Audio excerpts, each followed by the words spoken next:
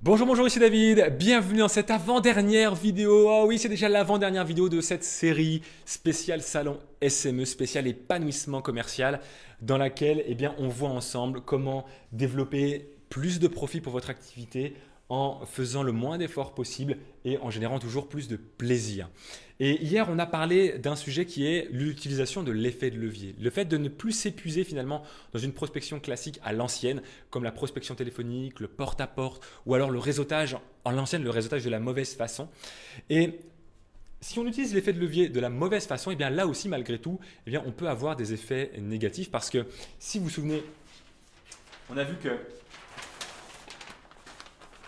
l'idée, c'est de pouvoir finalement utiliser l'effet de levier pour avoir plus de prospects au téléphone, de voir plus de prospects et donc plus de rendez-vous. Mais si quelque part, on permet à plus de prospects de nous solliciter, mais que ce sont des prospects qui ne sont pas forcément les prospects les plus intéressants, si ce sont des prospects qui ne correspondent pas aux critères de client idéal, ça veut dire qu'on va s'épuiser aussi avec les mauvaises personnes. Et peut-être effectivement qu'on va avoir beaucoup plus de demandes, mais de personnes qui ne sont peut-être pas prêtes à investir, qui n'ont pas les moyens peut-être d'investir dans ce que l'on propose. Et donc du coup, on va passer du temps avec des prospects qui n'ont pas le fort potentiel de réussite. Donc la cinquième clé que je voulais partager avec vous aujourd'hui pour utiliser l'effet de levier de la bonne façon, c'est le principe de qualification.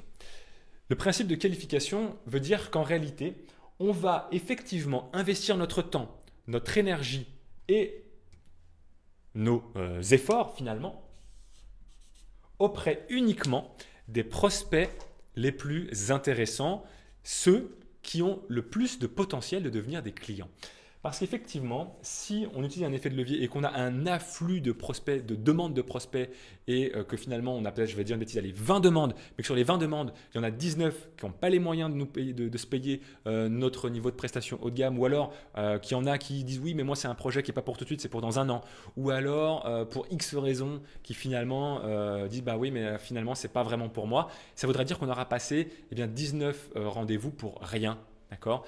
Alors qu'en réalité, si on est capable de préqualifier nos prospects, de se dire ok, comment je peux faire pour pouvoir m'assurer que mon prospect, c'est le bon prospect pour moi, celui qui a le plus de chances de signer, et bien là, à ce moment-là, on investira notre temps, notre énergie et nos efforts uniquement auprès des bons prospects. Comment on fait pour pouvoir qualifier nos prospects?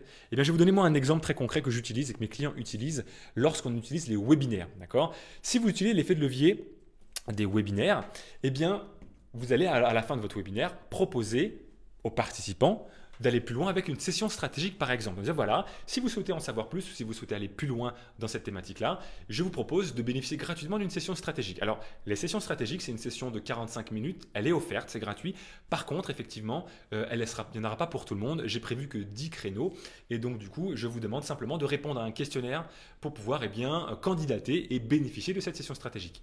Donc, les personnes qui seront intéressées, les prospects qui seront intéressés pour bénéficier de votre session stratégique vont répondre à un questionnaire de préqualification et vous allez leur poser les questions que vous avez, vous avez les questions en fonction des informations que vous avez besoin de connaître pour vous assurer que c'est un prospect de qualité. Par exemple, si aujourd'hui vous avez, vous proposez des prestations dans le marketing et que vous savez effectivement que vous, pour que votre client ait un maximum de résultats et qu'il soit prêt à investir peut-être plusieurs dizaines de milliers d'euros dans vos services, il faut qu'il ait peut-être un chiffre d'affaires minimum, il faut peut-être qu'il ait un nombre de clients minimum, peut-être qu'il doit avoir un panier moyen, c'est-à-dire un prix par client supérieur à 5 000 euros. Parce qu'un client qui a un panier moyen peut-être de 500 euros, peut-être que pour lui, ça ne conviendra pas à vos stratégies. Vous voyez ce que je veux dire?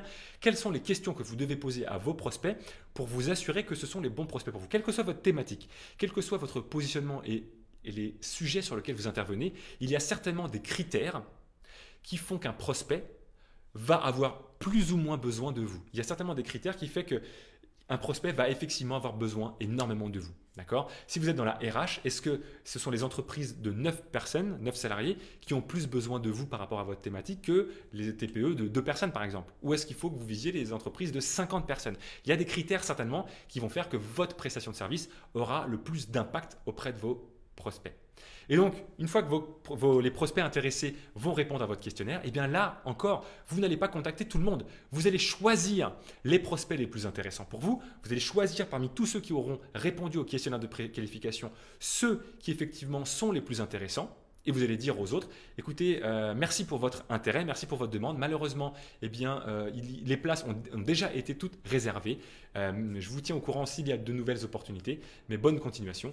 Au revoir. Et vous n'appelez, vous fixez des rendez-vous que auprès des personnes que vous aurez qualifiées, que les personnes qui effectivement correspondront à vos critères. Voilà pour cette notion de qualification. C'est extrêmement important à comprendre parce que c'est ce qui fait la différence entre quelqu'un qui va s'épuiser auprès des mauvaises personnes, qui va dire je ne comprends pas, j'ai un taux de conversion qui est faible, j'ai fait 10 rendez-vous la semaine dernière, j'en ai signé 1, ça ne va pas du tout, contre quelqu'un qui effectivement va peut-être avoir moins de volume, va avoir effectivement moins de prospects en face, mais avoir beaucoup plus de conversion. Peut-être que pour signer 3 affaires, il n'aura besoin que de 4 rendez-vous. Alors que l'autre, si peut-être il a un taux de conversion où sur 10 rendez-vous, il signe 3 affaires, il faut beaucoup plus d'efforts. Il faut faire 10 rendez-vous pour 3 affaires. Alors que vous, en ayant une qualification, peut-être que vous aurez besoin que de 4 rendez-vous pour signer 3 affaires. Donc, plus de 2 fois moins d'efforts finalement. Vous aurez besoin de faire 2 fois moins d'efforts que votre concurrent qui, lui, n'aurait pas mis en place cette stratégie de préqualification. Voilà pour cette avant-dernière vidéo. J'espère qu'elle vous a plu. Là encore, j'espère que ça vous aide. Si c'est le cas, eh bien, faites-le moi savoir. Comme hier, eh bien, si vous pouvez partager, liker, faire connaître cette vidéo auprès des personnes que vous pensez que ça peut aider, eh bien, ça m'aide moi aussi à faire connaître mon travail. Et je vous remercie d'avance pour ça si c'est le cas.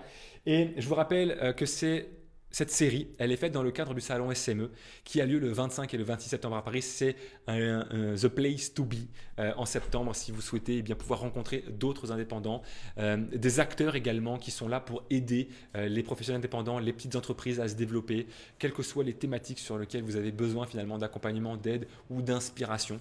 C'est un événement qui est gratuit. Vous allez pouvoir participer à des conférences, vous allez pouvoir rencontrer des intervenants, des prestataires et rencontrer également d'autres personnes qui sont aussi motivés et dynamiques que vous pour développer leur activité. Donc moi je serai le 25 et le 26 et je me ferai un plaisir eh bien, de pouvoir peut-être vous rencontrer là-bas si on a l'occasion de se croiser. Voilà. Si vous souhaitez y participer gratuitement, le lien d'inscription, parce qu'il faut s'inscrire, le lien d'inscription eh bien, se trouve dans la description ou dans le statut sur Facebook.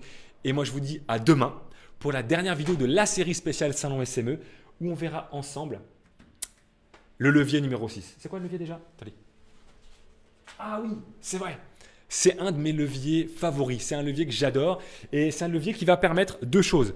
C'est un levier qui va avoir un impact sur la diminution de votre effort de prospection. Où est-ce qu'il est mon stylo violet, stylo rose? Cet axe-là va vous aider à diminuer l'effort de prospection.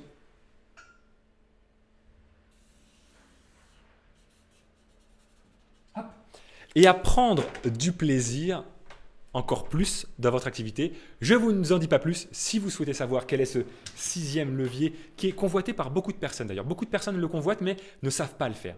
J'ai la chance aujourd'hui d'avoir pu réussir effectivement à le mettre en place et à l'enseigner à d'autres. Donc si vous souhaitez savoir ça, rendez-vous demain. D'ici là, osez, soyez vous-même et réalisez-vous pleinement chaque jour. Ciao, ciao.